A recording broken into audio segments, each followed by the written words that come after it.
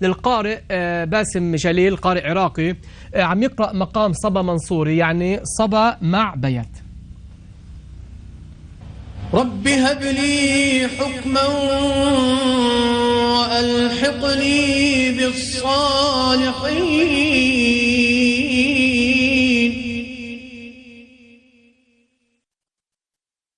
واجعل لي لسان صدق في الآخرين واجعلني من ورثة جنة النعيم.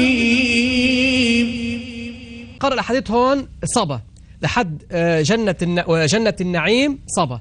منكمل. شوفوا هلا هون لما تغير الموضوع واغفر لأبي، هو دعاء واغفر لأبي في تمني رجاء نافذة أمل على المغفرة، فقراهم بالبيات. خلينا نسمع بيات. واغفر لأبي هون بيات. واغفر لأبي إنه كان من الضالين